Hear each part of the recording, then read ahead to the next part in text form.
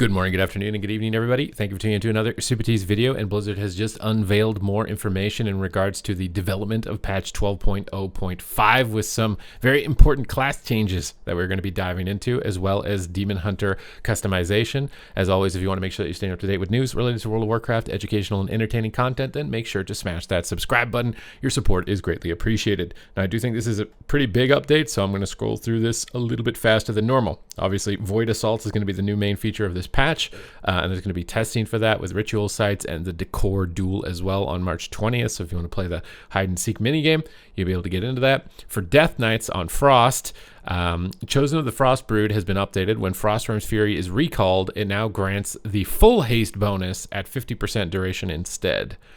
Haven't been playing a lot of Frost Decay, so if that sounds really cool to you as a Frost Decay, I'm happy for you, but I don't really know if that's cool or not. So we're going to move on to Unholy. They've decided to scrap this Soul Reaper update, which was going to be no longer consumes all available charges to cast Putrefy. Instead, it was going to grant you one charge of Putrefy when it casts. This is moved, so they're not doing any of that. Instead, they're just reverting it. It will now consume up to 2 available charges to cast Putrefy and no longer grants you a charge of it. So tried to experiment with something, didn't like it, went the other direction. Demon Hunters, finally, you're going to have blue eyes. You don't have to worry about not blending in with the Fel if you're playing a Devourer Demon Hunter. Most important change of the patch. And not only that, for Devourers, you also have a little bit of an essay here. Soul Immolation is intended to help you get your Fury and Soul Engine started on pull and in between packs. Spontaneous Immolation triggers once you're rolling, and as such, compromised our intended identity for Soul Immolation. We are reworking Spontaneous Immolation to no longer replace Soul Immolation and adding some hooks to make Soul Immolation more accessible and valuable, particularly in outdoor and solo content. We're also adding some additional tuning hooks and the hunt-focused effects to help it shine in the Void-Scarred tree. So for Soul Immolation, it's being updated. No longer does self-damage, so we won't be able to break CC with it anymore either. Now it will heal you for 24% of your health over its duration. What the what? Doesn't this thing have like no cooldown? 24%? Spontaneous Immolation has been redesigned. Soul Immolation heals for an additional 6% of your max health over its duration, and its cooldown is reset upon killing an enemy that yields experience or honor. Infinite healing. Eradicate now deals separate damage to its primary target and its area of damage targets. It's kind of weird how like they reworked so many classes to remove self-healing on this expansion because they deemed it problematic, but now this is massive. This is like a massive self-heal implementation right here. Eradicate now deals separate damage to its primary target and to its area targets. Feast of Souls is no longer capped at 20. Isn't that big? And you're going to be able to play Reverse Magic as a PvP talent, which is not too huge. So massive self-healing really is the main thing there. For Void Scarred, Burning Blade is being updated. It now affects Hungering Slash instead of Reap. It will increase Reap's damage by 20% on top of that. So a lot more synergy there. Untethered Fury. I think it's also Void Scarred has started falling off. Untethered Fury is updated. It now increases Void Ray damage by 15%. Monster Rising has been updated. It now increases Collapsing Star damage by 15%. These are big percentages. Violent Transformation has been updated. It now additionally causes the hunt to deal 25% increased damage and reset the cooldown of your Soul Immolation, so you'll be able to get that big heal again. Student of Suffering has been updated. It now increases Mastery by 4% and will grant you 2 Fury, down from 8% and 5%. So Mastery nerfed a bit, but baseline spell is buffed. Blind Focus has been updated. It now increases cosmic damage dealt by 2%, down from 3%. For Vengeance, Feast of Souls now instantly heals upon activating Soul Cleave instead of over 6 seconds, so more burst healing. Untethered Rage Trigger effect now lasts 12 seconds up from 10. And Fracture has a base cooldown of 5.5, down from 6. So you'll be able to use your rotation a little faster. For Annihilator, Celestial Echoes now causes Fracture to generate 3 additional Fury and deal 25% increased damage. So they're nerfing Annihilator a little bit and then buffing Void Scarred a tiny bit. Although this is only for Vengeance maybe, because it's under Vengeance. For Boomkin, Meteorites have been updated. Every time Starfall drops a wave of stars, a meteorite also falls onto its 2 targets in its range, dealing astral damage. But the projectiles are going to do 30% less. This change is intended to clarify Meteorite's role and how it works. It is changing to drop 2 meteorites on a separate target, but otherwise functions the same as before, activating once per Starfall wave. It is meant to be useful against a small number of targets, but not the best choice against only one. So just multi-target damage. For Feral Druid, oh my god, Feral Druid mentioned. We are updating Unseen Predator to reward better ferocious bites more than frequent ferocious bites. Damage is reduced by 20% for each combo point short of 5 and multiplied by energy spent. 25 divided by 25 or something. So you get full value at 5 combo points and 50 energy. Activation from rank 3 and free ferocious bites from Apex Cravings and Convoke the Spirits deal full damage. So they don't want you spamming bites. They want you sitting on it, kind of like the Envenom spam. We saw how that worked for Acid. It ended up not being too good. So rank 1 of the Unseen Predator. Unseen attack damage is reduced if less than 5 combo points and 50 energy are spent on Ferocious Bite. Unseen Predator rank 2. Unseen attacks increase your damage by 8 to 15% for 1 second per combo point spent to trigger it.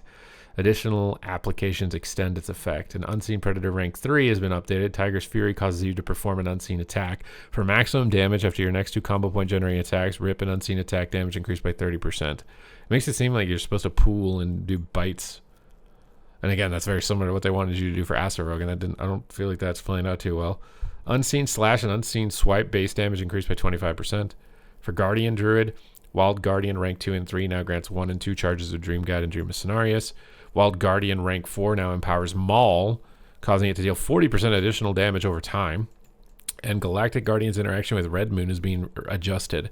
Stacks of Lunar Wrath are now consumed upon spending 20 rage. Regrowth cast by the Dream Guide now heal for an additional 100%. Didn't they just nerf? I swear we just nerfed the Regrowth on Guardian, but okay, we're buffing them. For Marksmanship Hunter, oh my god, you guys get an SA too. Our goal with the following changes is to reintroduce some build diversity and rotational complexity by adding Explosive Shot to the Marksmanship talent tree alongside a suite of supporting talents from the past.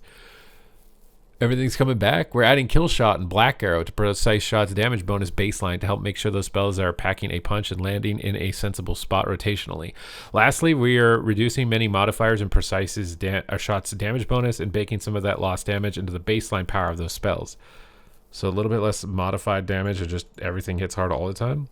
Precise Shots being updated. It no longer reduces the global cooldown and no longer provides bonuses to Auto Shot. Damage bonus reduced to 50% from 100. It now affects Kill Shot and Black Arrow at 100% effectiveness. So this just guarantees that you will use Kill Shot and Black Arrow instead of Arcane. Windrunner Quiver has been redesigned. Consuming Precise Shots has a 30% chance to grant Precise Shots. The damage bonus of Precise Shots is also buffed by 15%. Unmatched Precision has been updated. Now increases Precise Shots damage by 10 to 20. Previously it was 20 to 40.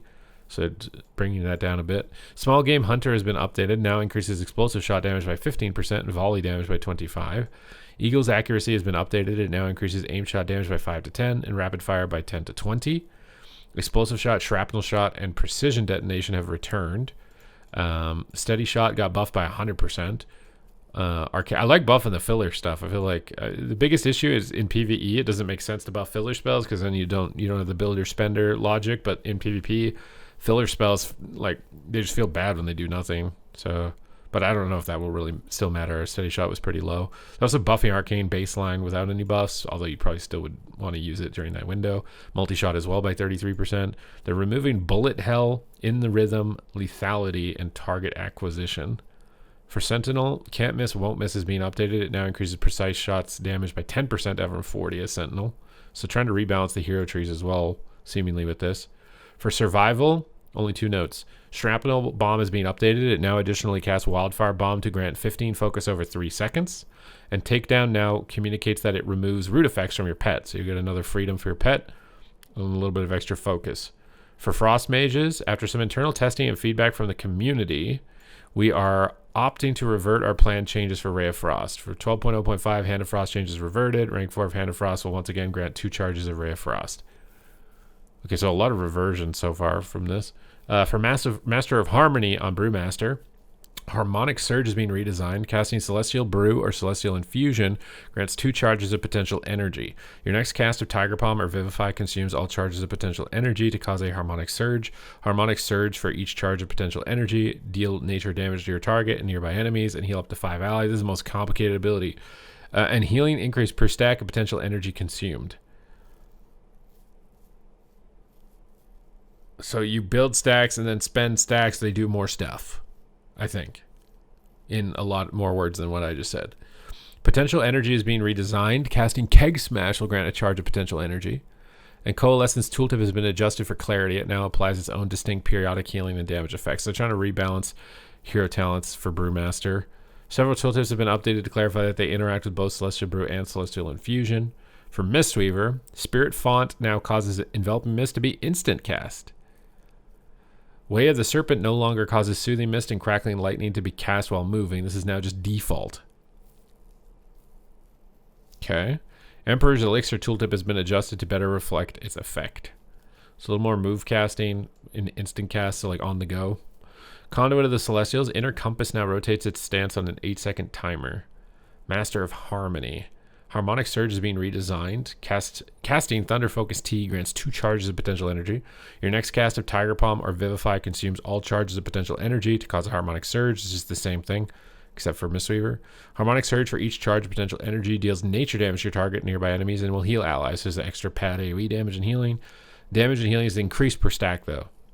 Potential energy is being redesigned. Casting Rising Sun Kick or Rushing Wind Kick grants you a charge of potential energy. Coalescence tooltip has been adjusted for clarity and now applies its own distinct periodic healing effect.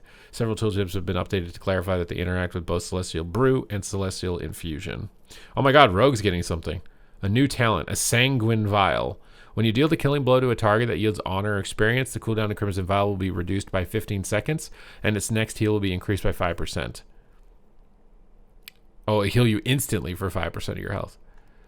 Airborne Irritant has been updated. Blind is a 50% reduced cooldown, 70% duration, and applies to, so they're giving AoE blind back. Because Rogue is lacking AoE crowd control for interrupts, I'm guessing. There was also some cheesy stuff you could do in PvP with this, with like the thing where when a target comes out of blind, they do less damage. So I'm a bit worried about that potentially being something. Assassination, new talent. Negotiable Contract.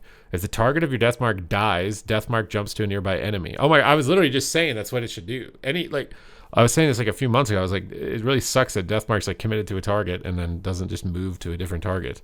I wonder what would happen if it gets removed by BOP or something. Like, should it move to a new target? If it gets removed, it moves to a nearby new target. I mean, it's not really going to matter. At least in PvP, it'll probably jump to a random pet. This is much more so a PvE thing. Trickster Cloud Cover is being updated. Activating Adrenaline Rush creates a cloud of smoke for 10 seconds, allowing attacks from within the cloud to apply phased, stacking up to 2 additional times. Effect persists for 10 seconds after leaving the cloud. So it's the fake smoke bomb. It's going to give you a little bit of extra damage. Outlaw Ace Up Your Sleeve is being updated. Between the Eyes has a 3 to 6% chance instead of 5 per combo point spent to grant 4. Previously it was 2 combo points and resets cooldown. So you only have to spend 1 talent point, I'm guessing, now for this. For Trickster on Subtlety, Cloud Cover is being updated. Activating Shadow Blades is going to create a cloud of smoke for 10 seconds, which will allow you to apply phased, stacking up to 2 additional times, and persist for 10 seconds after leaving the cloud. Demonology. Oh my god, Warlock, you guys are really getting even more love. Okay. Developers notes, we're updating Grimoire of Fell Ravager to utilize Devour Magic instead of Spell Lock. Oh, they're taking your kick away. Due to how powerful having access to a second interrupt is in all forms of content. Secondly, we're updating the spell to Antoran Jailer. They're just going to play the Imp, though. The Imp is still kind of broken, too. I don't think are they going to mention the Imp? The spell Antoran Jailer uses when summoned by the Dominion of Argus Apex talent. The new version will reduce tuning constraints as it is scalability will no longer be controlled by an unlimited target count. Grimoire Fell Ravager is being updated. Summons a Fell Ravager to assist you for 20 seconds. It purges 1 effect from the target. Turns into Devour Magic when on cooldown. So you can get a purge, but I think you'll just play Imp Dispel, which is still really crazy. And I would think it's kind of crazy in PvE too, if there's any debuffs. So maybe there aren't any debuffs. I can't remember if there are from the dungeon runs I've been doing. I don't think there are. And Antoran Jailer's Soul Barrage has been updated. Releases a volley of chaos magic that deals chaos damage to the target up to 10 additional targets. So that's pretty big, losing a little bit of CC. For Destruction, we have swapped the positions of Chaos Incarnate and Inferno to make it easier for Hellcaller to avoid taking Inferno while trying to access Chaos Incarnate.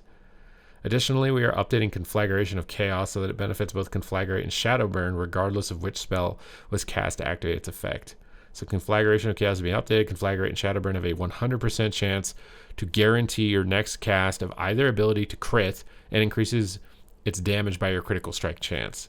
Conflagration of Chaos is being updated. Chaos Incarnate has swapped locations with Inferno. For Mistweaver, PvP changes, 1 change.